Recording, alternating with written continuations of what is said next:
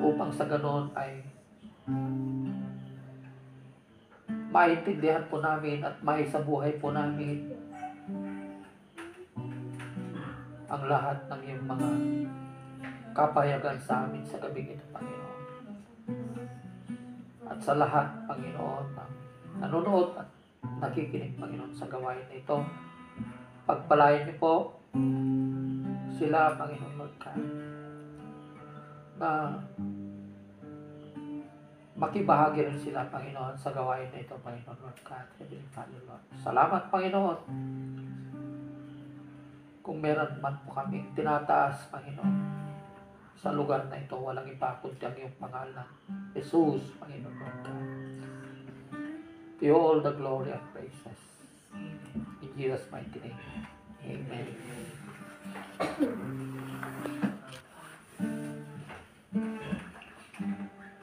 Amen. Magandang gabi po sa ating lahat, mga ginigiliw, mga minamahal ng Panginoon. May pag-asa sa Panginoon. Kagabi ay ibinahagi ko po ang John 6:40 or 43? 46, no? Na sinasabi po ng ating Panginoon na at sila ay muli kong bubuhayin sa huling araw, sabi niya po, mga ginigiliw. Na ito yung araw na kung saan ibabalik ng ating Panginoong Jesucristo ang ating katawan, perpektong katawan na wala na pong kapansanan.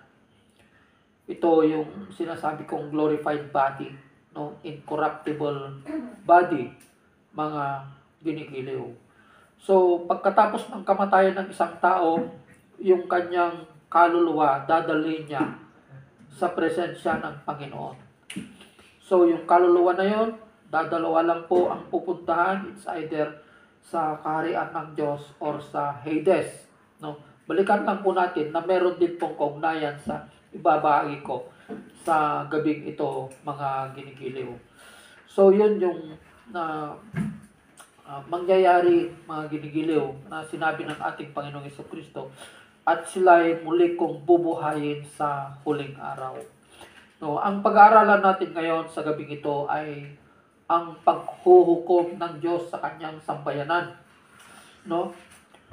The judgment seat of Christ, no? Paghuhukom ng Diyos sa mga Kristiyano. Yung mga Kristiyano, ang ibig sabihin ng Kristiyano, mga ginigiliw, ito yung mga nakakilala sa ating Panginoong Jesucristo. Ito yung mga tumanggap sa ating Panginoong Jesucristo bilang Diyos at tagapagligtas ng kanilang buhay. Sila yung naniniwala sa salita ng Panginoon, mga ginigiliw. Ito yung ibig sabihin ng Kristiyano, mga ginigiliw. Ito yung paghuhukom ng mga Kristiyano, mga ginigiliw. Hindi po ito yung white throne judgment na nakasulat sa Revelation. Yung white throne judgment, ito yung paghuhukom sa mga unbeliever. No, yung mga hindi sumasampalataya sa ating Panginoong Jesucristo or hindi kumilala sa ating Panginoong Jesucristo sa kanilang buhay. Yun ang white throne judgment. Pero itong pag-aaralan natin ngayon, ito yung paghatol at paghuhukom ng Diyos sa kanyang sambayanan, mga ginigiliw. No, na sa paghuhukom na ito, mga ginigiliw, hindi lahat ng mga Kristiyano ay makakapasok sa kaharian ng Panginoon, mga ginigiliw. Katulad ng sinasabi niya po dito sa 2 Corinthians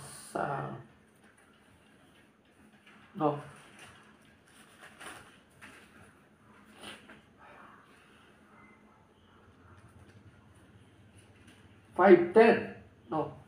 Dito sa pangalawang Korinto 5:10, sabi niya dito, mga ginigiliw. Basahin po natin.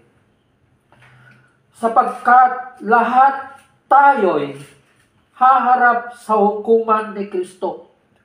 Ang pinagsasabihan dito ng ating Panginoong Jesucristo, mga ginigiliw, pinagsasabihan ng salita ng Panginoon sa Korinto, ikalawang Korinto 5:10. Ito yung mga Kristiyano nakakilala sa ating Panginoong Jesucristo, tinanggap nila ang ating Panginoong Jesucristo bilang Diyos at tagapagligtas ng kanilang buhay. Naniniwala sila sa kapangyarihan ng salita ng Panginoon.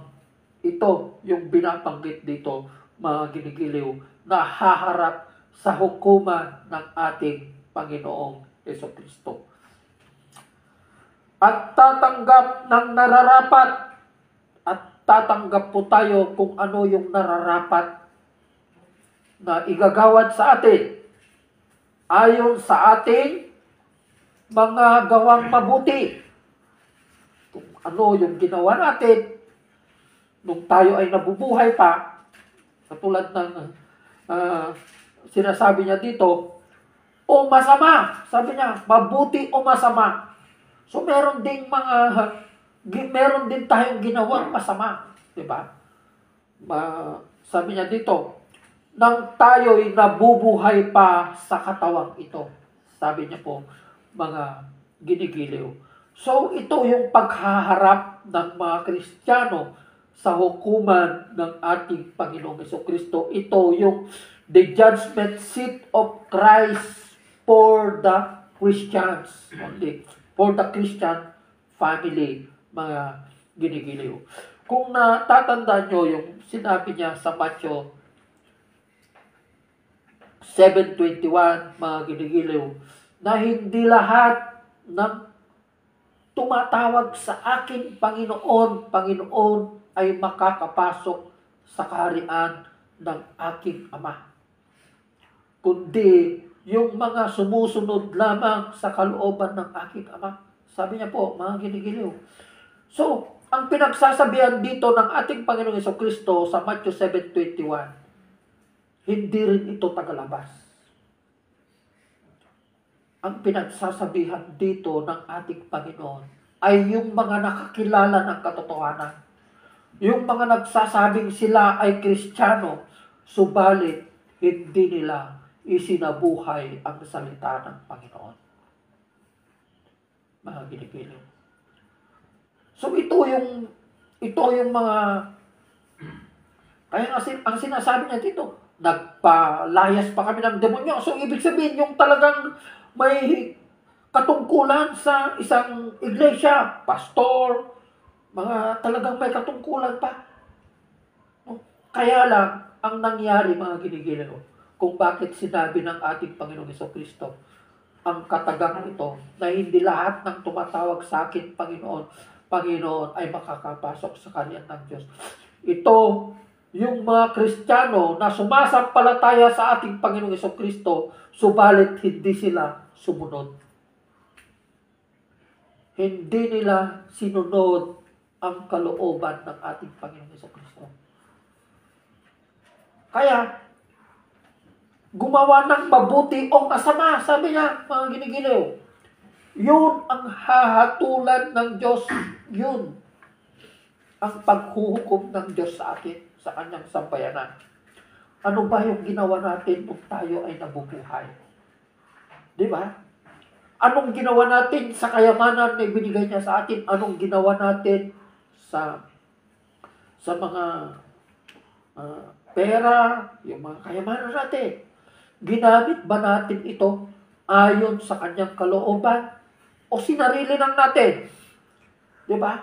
Hindi tayo nagiging pagpapala sa ibang tao. Hindi natin nakikita yung kapwa natin na nangangailangan.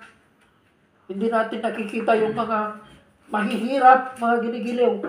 Yun ang sisingilin sa atin ng Panginoon sa paghuhukom, sa judgment seat of Christ. Ang sinasabi niya, mga ginigiliw. Di ba? Anong ginawa mo sa salita ko? Yun ang tatanungin ng ating Panginoon Jesucristo. Kaya hindi lahat ng Kristiyano makakapasok sa kaharian ng Panginoon. Opo. Diba? Hindi lahat, mga ginigiliw. Kaya nga, dapat panghawakan natin yung pananampalataya natin hanggang sa kamatayan natin, mga ginigiliw. Opo, magpatuloy po tayo sa paglilingkod sa Panginoon dahil hindi natin alam kung kailan kukunin ang Panginoon ng ating buhay. Diba? Oo, sinasabi natin, okay, Kristiyano tayo. Kristiyano tayo, mga ginigiliw. Diba? Pero, yung mga tagalabas, mga ginigiliw, diba? Kahit gaano pa tayo kaingat sa ating pamumuhay, pero dahil sa, alam mo na, ang mundo ngayon, gawain ng mundo, mga ginigiliw. Diba? Katulad ng isang pastor na naglalakad, nabangga ng isang reckless driver. Pastor na yun, lingkod na ng Panginoon. Pero dahil sa kagagawan ng mundo, tayo rin kung minsan na lingkod ng Panginoon, napapahamak din tayo. Kaya hindi natin alam kung kailan kukunin ng Panginoon yung buhay natin. Diba? Hindi natin alam, mga kinikiliw. Kaya dapat panghawakan natin yung pananampalataya natin na may gawa. Diba? Kaya nga, anong sinabi niya sa 1 Peter 4:17 and 18? 1 Peter ba? 2 Peter. Kung ang taong matuwid ay napakahirap maligtas, ano kaya ang kahihinatnan ng isang taong patuloy na gumagawa ng kasalanan? Nasa Peter yun eh. 1 Peter 5. Magsimula tayo 17. Dumating na ang panahon ng paghuhukom, sabi niya po dito. At ito'y magsisimula sa sambahayan ng Diyos. At kung sa atin ito magsisimula, sabi niya, ano kaya ang magiging wakas ng mga hindi sumusunod sa magandang balita ng Diyos? Ano ba yung magandang balita ng Diyos? Sumusunod sa ating Panginoong Jesucristo, hindi kumikilala sa ating Panginoong Jesucristo bilang Diyos at tagapagligtas ng kanilang buhay. Tulad ng sinasabi ng kasulatan, sabi niya po, mga ginigiliw, kung ang taong matuwid, yung matuwid dito na sinasabi, matuwid sa mundo. Katulad ng sinasabi ko, matuwid siya dahil nagbibigay siya, tumutulong siya. Diba? Yun yung konsepto ng mundo. Pero iba yung matuwid na galing sa Panginoon. Iba yung matuwid na bunga ng pananampalataya natin sa ating Panginoon. Iba yung kabutihan na nanggagaling sa ating Panginoon. Kaya matuwid, ang sinasabi niyang matuwid dito, matuwid lang sa mundo. Diba? Ay napakahirap maligtas. Imagine that, matuwid na mahirap pang maligtas. Ano kaya ang kahihinatnan ng mga makasalanan at hindi kumikilala sa Diyos? Ano kaya ang kahihinatnan ng mga makasalanan at hindi kumikilala sa Diyos? Sabi niya po. Kaya kasi nasabi ko po, mga ginigiliw, ang lasenggero, may Diyos din yan. Kahit pinakamasamang tao, may Diyos din yan. Po, may Diyos. Kilala niya ang Panginoon. Kilala niya po. Yung mga sugarol, pumupunta pa sila sa simbahan. Opo. Kaya lang, hindi sila sumusunod. Iyon ang pagkakaiba, mga ginigiliw, ng pananampalataya na may gawa at yung pananampalataya na walang kaakibat na gawa. Po. Ito ang sinasabi ng ating Panginoon, judgment seat of Christ, yung pananampalataya na walang gawa. Po. Mas mabuti na lang sana, sabi niya na hindi natin nakilala ang Panginoon, baka meron pang pag-asa. Nasa Romans 2 yun, di ba? Na ang magiging batas na maghuhukom sa atin ay yung konsensya natin at yung buti natin. Yun ang sinasabi niya sa Romans 2. Di ba? Yun ang magiging batas ng mga hentil. Di ba? Yung paggawa mo ng kabutihan. Dahil yun ang alam mo na mabuti, ginawa mo yun. Out of your faith. Baka may pag-asa pa. Pero ang mahirap, yung nakilala mo ang katotohanan, nakilala mo ang ating Panginoong Jesucristo, subalit, nagpatuloy ka pa rin. Bumalik ka pa rin sa dating kasalanan, mga ginigiliw. Yun ang sinasabi niya dito. Masama o mabuti, ano yung ginawa mo? Yung mga aksyon natin, yung pamumuhay natin. Diba? Yung pamumuhay natin. Oo.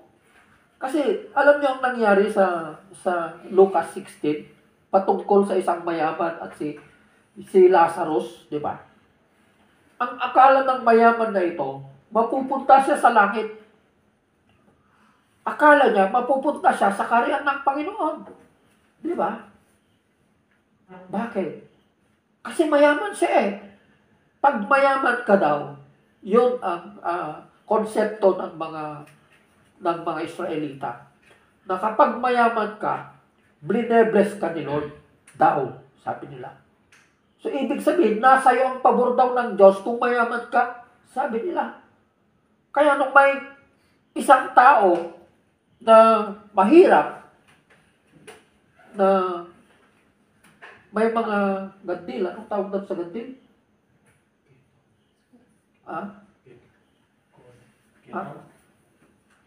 May sakit, nagugutom, si Lazarus, mga ginigiliw.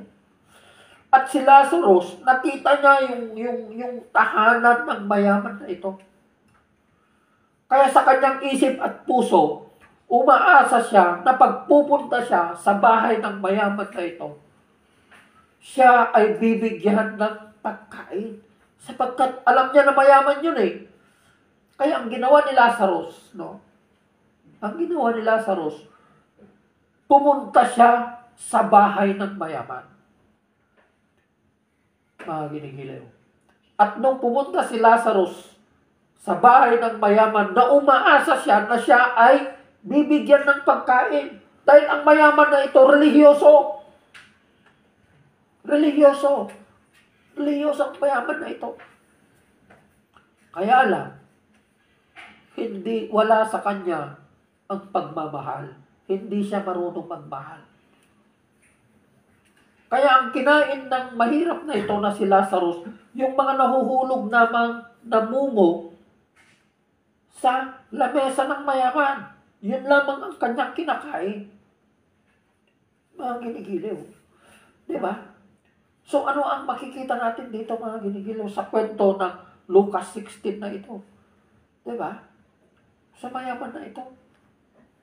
Na meron niyang sinabi ng Panginoon kung ang pagsunod ninyo sa kalooban ng Diyos, ng Ama, sabi ng ating Panginoong Jesucristo, ay katulad lamang ng pagsunod ng mga reliyosong tao na ito. Katulad ng mga tagapagturo ng kautusan. Sabi niya, hindi kayo makakapasok sa kaharian ng Diyos. Katulad ng binabanggit dito sa mayaman na ito, mga ginigiliw. Hindi ito actual na nangyari, pero nagbigay ng Panginoon ng isang kwento. Nagkwento siya. Ito ay kwento ng ating Panginoong Jesucristo sa isang mayaman at saka isang mahirap. Mga ginigiliw. Hindi nakapasok ang mayaman na ito dahil lamang sa kanyang, dahil siya ay madamot sa pagkain. Di ba? Madamot sa pagkain. Ina-expect niya na makakapasok sa kaharian ng Diyos, pero hindi siya nakapasok. Di ba? Yun ang pagbibigay ng Panginoon ng isang halimbawa. Hindi ko sinasabi na mahirap pumasok ang mayaman sa kaharian ng Panginoon. Kaya lang, gamitin natin ang kayamanan, yung resources na binigay sa atin ng ating Panginoon para sa kanyang kaluwalhatian, for the glory of God. Hindi yung sinasarili mo lang, di ba? Sinasarili lang natin. Opo. Nakikita natin yung kapwa natin, walang makain. Sumasahod tayo ng 50,000. Magbibigay ka lang ng barya na 5 pesos, 10 pesos. Ganun lang ba ang halaga ng pagmamahal mo sa Panginoon? Ganun lang ba yung halaga ng pagmamahal natin sa Diyos? Di ba? Sinabi niya dito, what you have done to the least of your brothers, you have done it unto me. Kung ano ang ginawa mo sa pinakamahirap na kapwa mo, ginawa mo na rin yan sa akin. Sumasahod ka ng 50,000, bigyan mo lang ng 20 pesos, 10 pesos, parang kwan lang. Diba? Parang compliance pa yung pagbibigay mo. Diba? Gusto mo lang ipakita pa sa tao, 20 pesos na ngayong binigay mo. Parang nagyayabang ka ba na nagbigay? Diba? So, ganun lang ba ang katumbas ng pagmamahal natin sa ating Panginoon? Kasi kung tinulungan mo yung mahirap na yon, parang ang tinulungan mo ang ating Panginoong Hesus. Ang Diyos ang tinulungan mo. Meron isang sinabi sa Proverbs na ang pagtulong sa mahihirap ay pagpapautang sa Diyos. Although wala tayong utang sa Panginoon, hindi tayo pwedeng mangutang sa Panginoon. Meron siyang sinabi na ang pagtulong sa mahihirap, parang ito ay pagpapautang sa atin. Parang pinapautangan natin ang ating Panginoon. Although hindi tayo pwedeng mangutang sa Panginoon. Diba? Opo. So, ganun lang ba katumbas yung pagmamahal natin sa kapwa natin? 5 pesos lang ba? 10 pesos? Ganun lang ba? Diba? Katulad ng ginawa ng mayaman na ito na kasya na siguro yung bubo na nahuhulog sa lamesa. And then people are claiming their loved ones that they are already in heaven. Pero nung namuhay sila, puro sarili lang nila ang iniisip nila. Diba? Opo. Kaya nga, alam nyo si Sakeo? Si Sakeo, nung nakilala niya ang Panginoong Hesukristo, nung nakilala niya, mga ginigilid, ibinalik niya ng makaapat na beses ang lahat ng pera niya. So, ibig sabihin, konti na lang yung natira sa kanya. Ibabalik ko 100-fold, di ba? Makaapat na beses. Iyon ay restitution. Meron kang gagawin. Diba? Meron kang gagawin. Yun ang ibig sabihin ng mga kinikiliw. Hindi yung sinasabi mo, nagsisisi ako pero wala ka namang ginawa. Diba? Dapat may bunga. May bunga yung pagsisisi natin. May bunga yung pananampalataya natin katulad ang pinapag-aralan natin ngayon, mga kinikiliw. Yung mga action natin, yung mga walang kabuluhan na sinabi natin, yung mga activities natin nung nabubuhay tayo. Diba? Naparangalan ba ang Diyos ang ginawa natin? Or gusto lang natin yung appetite of ego? Gusto lang natin maitaas yung sarili natin? Diba? Kasi ganun ang tao eh. Ganun ang tao. Gusto nila ng prestige. Gusto nila ng fame. Diba? Lalo na sa tanghalan, sa mga programa, di ba? Gustong-gusto nila na sinasabi lahat yung accomplishment mo. Opo. Yun ang gusto-gusto nila. Narinig nyo kung paano mag-introduce ang Amerika sa mga bisita nila? Our guest of honorary speaker. Sabihin lang nila kung ano yung posisyon na. Yun lang. Ang Pilipino talaga, grabe. Talagang sabihin nila lahat yung natapos mo, nag-aral sa UP, natapos ng masteral, doctorate, pati yung na-receive niya na award, lahat, nakalagay na lahat doon, yung mga accomplishment niya, di ba? Yun. Yun yung mga walang kabuluhan, lalo na pag hindi mo pa pinarangalan ang Panginoon, di ba? Ano bang sinabi ng Panginoon? Sa Corinthians, di ba? 1 Corinthians 10:31 ba yun? Whether you eat or drink or whatever you do, Do it all for the glory of God. Ibig sabihin, kung meron kang ginawa na isang bagay na hindi na parangalan ng Panginoon, that is already considered sin. Yan ay isang kasalanan ng Panginoon. Nakakala mo ay mabuti, nag-aral ka, Lord, nakatapos na ako ng abogado. Nagtapos na ako ng abogado. This is now the fulfillment of the Jeremiah 29:11. Yung mga sinasabi ng tao, di ba? Pero, nag-aral ka, gusto mo naman, yung sarili mo naman ang naitaas. Hindi na parangalan ng Panginoon. Hindi na-glorify ang pangalan ng Panginoon. Di ba? So, that is considered sin. Kasalanan yon kasi hindi mo pinarangalan ng Panginoon. Di ba? Oo. Nag-aral ako, katulad ng isang kapatiran natin, ay diskarte ko yan. Walang Panginoon dyan, sabi niya. Di ba? Sinasabi niya na yung pagiging diskarte niya dahil sa mga accomplishment niya sa buhay. Alam niyo, kung hindi ka binigyan ng Panginoon ng abilidad, hindi mo makakamit ang mga bagay na yan. Oo. Hindi natin makukuha yung mga bagay na yan. Binigyan tayo ng abilidad ng Panginoon upang magkaroon tayo ng mga bagay na yan. Huwag nating mahalin, huwag nating sobrang tangkilikin yung mga bagay na yan sa pamumuhay natin. Diba? Oo. Kasi may sinira ko na kung ang sobrang pagtangkilik natin sa mga bagay-bagay dito sa mundo, na yung sobrang tinatangkilik na natin na parang doon na tayo nabubuhay, mga ginigiliw, ibig sabihin, nabubuhay pa rin tayo ng makamundong pamumuhay.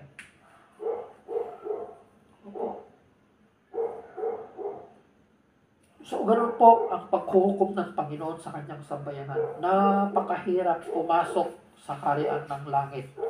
Na katulad ng konsepto ng ibang tao na akala nila, napakabilis lang pumasok. Yung claim nila, happy birthday in heaven, Diyos lang ang makakapagsabi.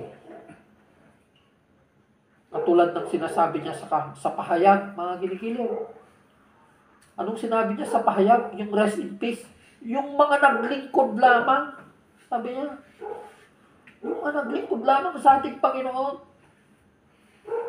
And yet, nung namatay na sila, ayaw ka nilang kilalanin ang salita ng Panginoon Ayaw ka nilang pakinggan ang salita ng Panginoon hindi nila alam na yung salita ng Diyos, yung Bible na ito na inaayawan ng tao, ito ang huhusga sa kanila.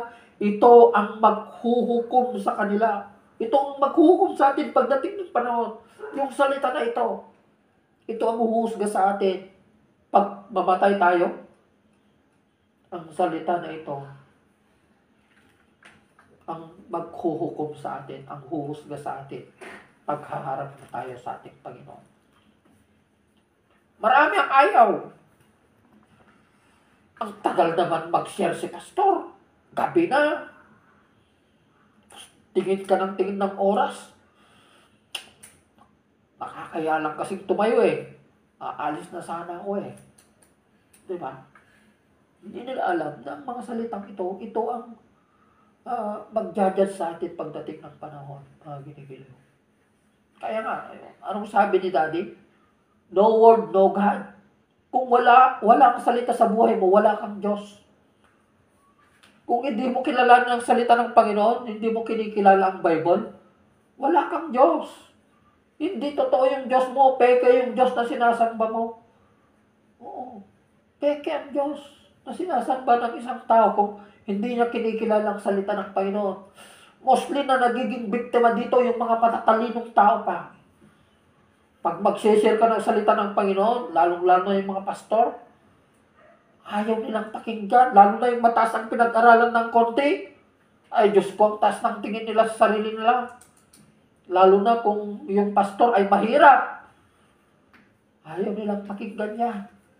Hindi nila alam na isinugo ng Diyos yung tao na yan para sabihin ang katotohanan sa kanila. O yung inaayawan natin na sila, salita yun ang maghuhusga sa atin. Kaya nga, dito ako magtatapos if nung natatanda nyo, nung nagkaroon tayo ng revival, di ba? Alam nyo yung, hindi ko kinausap yung mga pastor na pumunta. Hindi ko sila kinausap. Yung isang pastor, no? Hindi nga kami magkakilala eh. Magkakilala lang kami sa mukha, pero hindi kami nag-uusap. Wala, hindi. Pumasya lang sila. They are being invited. Yung in-invite ko na isang pastor, nag-invite din siya ng mga pastor. Nung nag-pray na siya, nag-share muna siya bago siya nag-pray ng closing prayer. Alam nyo, hindi ko sinabi sa kanya na, alam nyo ang sinasabi niya sa mga nandun, hindi ko alam kung sino yung kinakausap ng Panginoon doon. Huwag kayong palipat-lipat ng church, sabi niya. Dahil hindi nyo nagustuhan yung sinabi ni pastor, yung mga salita ng Panginoon, ayaw nyo tanggapin yung pagtutuwid ng pastor, lilipat na naman kayo. Sinasabi ng pastor na yun, hindi naman ako, hindi ko sinabi na ganun ang sabihin mo, pastor, hindi ko sinabi. Ibig sabihin, kinakausap ka ng Panginoon kung bakit niya sinasabi yun.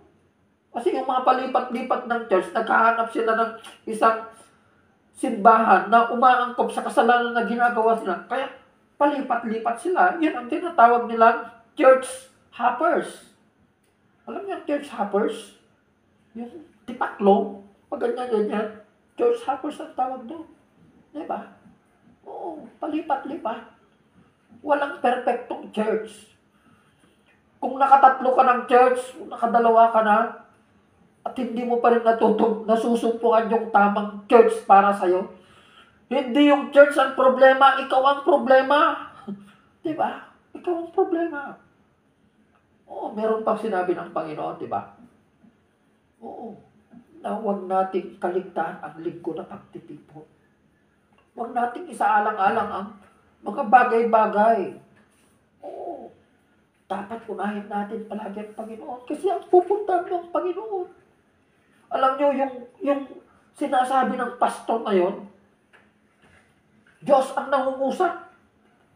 Ang Diyos, ginamit lang niya yung bibig ni pastor para sabihin niya kung sino yung kinakausap niya yun, mapalad ka. Mapalad ka kung kinakausap ka ng Panginoon. Ibig sabihin, mahal ka niya. Bigyan mo ng importansya yun kasi kinakausap ka ng Panginoon eh. Hindi.